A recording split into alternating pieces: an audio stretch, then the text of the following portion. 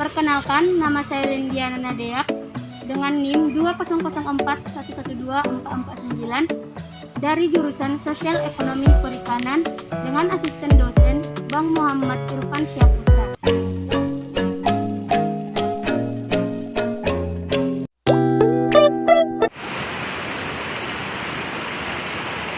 Kualitas air adalah suatu kondisi kualitatif air yang diukur dan diuji berdasarkan parameter dan metode tertentu sesuai peraturan perundang-undangan yang berlaku.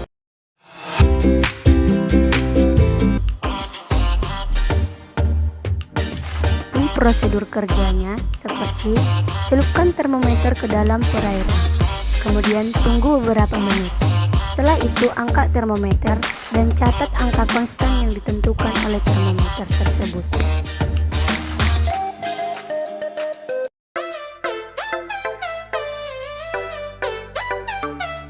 Adapun prosedur kerjanya seperti video berikut ini.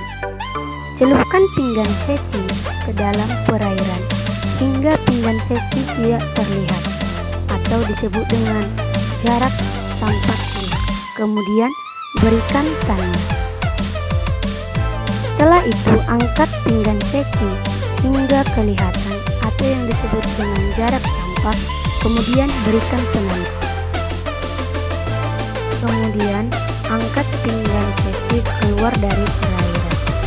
Lakukan pengukuran dan catat jarak silang dan jarak tampak perairan tersebut.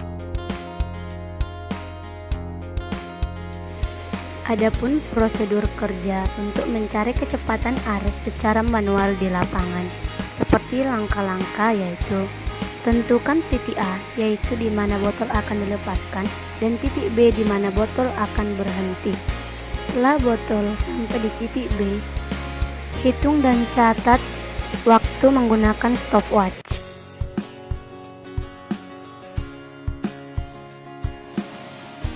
Kekeruhan adalah ukuran yang menggunakan efek cahaya sebagai dasar untuk mengukur keadaan air baku dengan skala Nephelometric Turbidity Unit atau Jackson Turbidity Unit atau Fromentin Turbidity Unit. Prosedur pengukuran kekeruhan yaitu masukkan sampel air ke dalam kavert dan dilap dengan tisu.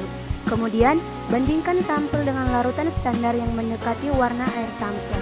Selanjutnya tekan tombol on pada turbidimeter yang telah dikalibrasi. Kemudian masukkan kavert ke dalam turbidimeter dan menekan tombol read hingga muncul sampel in process dan tunggu selama 25 detik. Selanjutnya, nilai kekeruhan akan terlihat pada layar dan catat hasil tersebut. Keluarkan kavert dari turbidimeter dan tekan tombol off.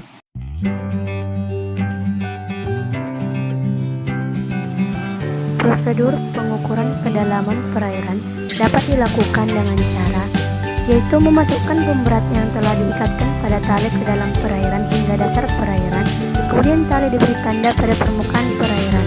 Ukur dan catat nilai kedalaman perairan tersebut.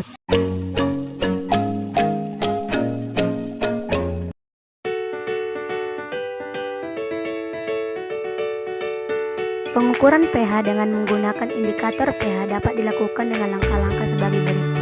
Ambil kertas lakmus dan celupkan ke dalam perairan. Tunggu beberapa saat.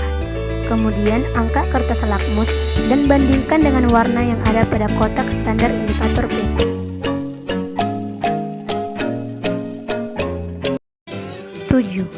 Oksigen terlarut atau O2. Oksigen terlarut adalah jumlah gas oksigen yang terlarut di dalam air. Adapun prosedur kerja pengamatan oksigen terlarut yang ada di dalam air yaitu sebagai berikut. Pertama, masukkan air sampel ke dalam botol BOD tanpa gelembung udara. Kemudian tutup botol BOD saat masih di dalam air agar udara tidak masuk ke dalam botol sehingga tidak terjadi bubbling. Tambahkan 2 ml larutan MnSO4 dan 2 ml NaOH tambah air hingga terbentuk endapan coklat. Selanjutnya, tambahkan larutan H2SO4 sebanyak 4 ml hingga endapan hilang dan berubah menjadi warna kuning tua. Lalu, pindahkan larutan ke dalam Erlenmeyer sebanyak 50 ml, kemudian tambahkan 1-2 tetes amilum hingga terbentuk warna biru gelap. Selanjutnya, titrasi dengan menggunakan buret yang telah berisi Na-isofat atau Na2S2O3 sebanyak 0,025 hingga berubah menjadi bening atau jernih. Kemudian, catat mililiter Na-sulfat yang terpakai dan masukkan ke dalam serum.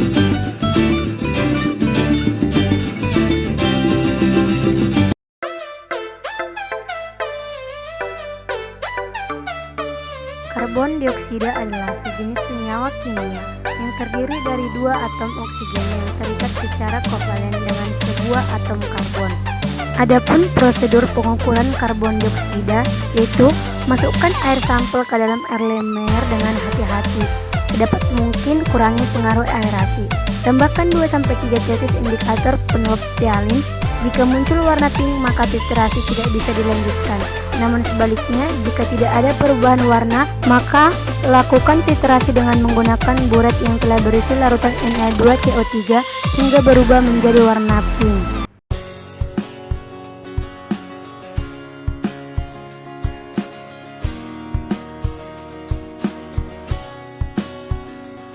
Plankton adalah organisme renik yang hidupnya mengapung atau melayang di dalam air dan pergerakannya dipengaruhi oleh arus air. Teknik pengambilan sampel menurut Dahuri dapat dilakukan dengan 3 cara, yaitu penyaringan dengan planktonet, kedua pengendapan air, dan ketiga centrifuge. Tetapi pada video ini kita melakukan metode penyaringan. Ambilan sampel plankton di lapangan sebagai berikut. Yang pertama, kalibrasi planktonet dengan menyemprotkan Aquades ke seluruh permukaan planktonet.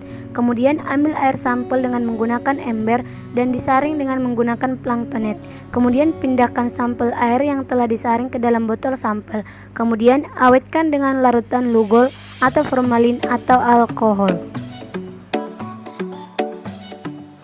Sedangkan pengamatan plankton di laboratorium dilakukan dengan langkah-langkah sebagai berikut, yaitu sampel plankton dihomogenkan dengan cara mengocok sampel hingga merata. Kemudian kalibrasi objek gelas dan cover gelas dengan menggunakan Aquades dan dilap dengan tisu. Kemudian sampel plankton diambil dengan menggunakan pipet tetes, lalu diteteskan pada objek gelas sebanyak 1 tetes. Selanjutnya, tutup objek gelas dengan cover gelas dengan kemiringan 40 derajat dan diamati di bawah mikroskop. Kemudian identifikasi jenis organisme dengan buku identifikasi.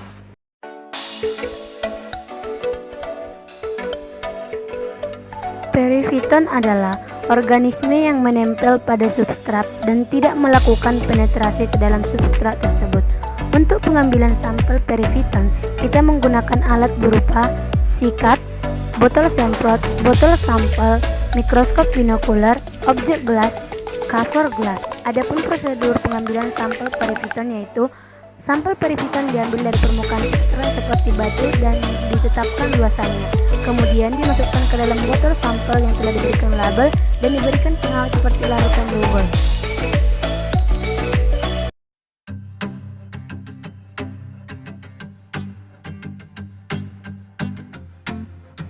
Adapun prosedur pengambilan sampel bentos di lapangan yaitu dengan langkah-langkah sebagai berikut. Yang pertama, menentukan stasiun sampling di lapangan. Kemudian mengambil substrat dasar perairan dengan menggunakan alat seperti grab sampler atau paralon. Kemudian sampel yang telah diambil dimasukkan ke dalam kantong plastik dan diberi label. Untuk mengawetkan sampel digunakan larutan formalin 10%.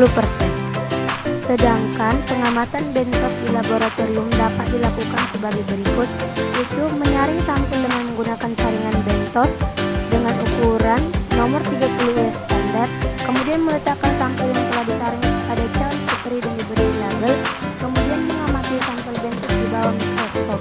Setelahnya dilakukan identifikasi sampel dengan menggunakan buku identifikasi, kemudian dokumentasikan dan dihitung jenis yang diperoleh.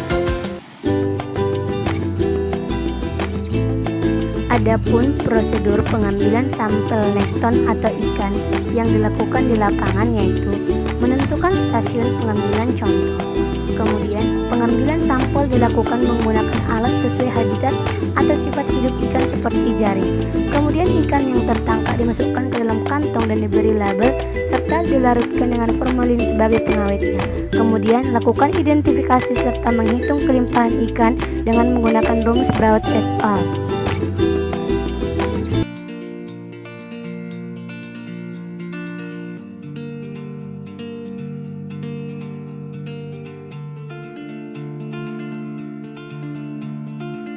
Prosedur metode transek. Yang pertama, tentukan lokasi transek. Kemudian, tentukan 2 titik sebagai pusat garis transek. Selanjutnya, panjang garis transek bisa 10-100 meter dengan ketebalan garis transek 1 cm. Kemudian, tentukan petak contohnya dan lakukan pengamatan dan identifikasi jenis tumbuhan tersebut. Perhitungan jumlah individual, pohon dewasa, pohon remaja, anakan, diameter pohon, dan prediksi tinggi pohon untuk setiap jenis diidentifikasikan.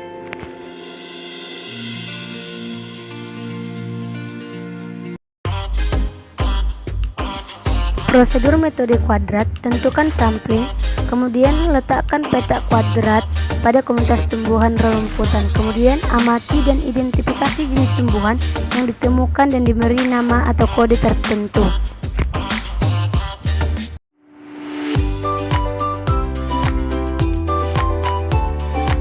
Mangrove adalah segala jenis tumbuhan yang hidup di sepanjang pantai atau muara sungai yang dipengaruhi pasang surut air laut. Adapun prosedur kerja biomasa tanaman mangrove yaitu yang pertama, letakkan kotak di bawah pohon dan tunggu selama 14 hari.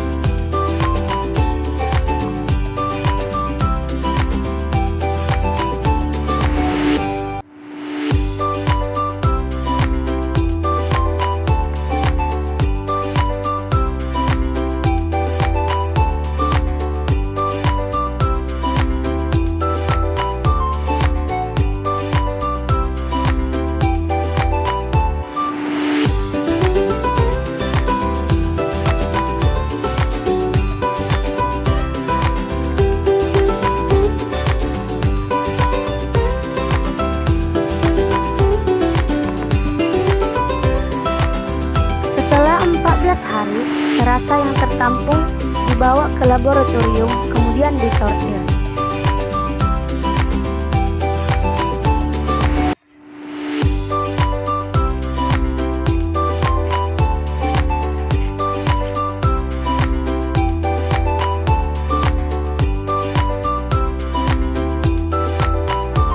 Kemudian di oven hingga kering menggunakan suhu 80 derajat Celcius selama 24 jam. Serasa kemudian dikeluarkan dan ditimbang menggunakan timbangan Sartorius dan dicatat beratnya menggunakan rumus.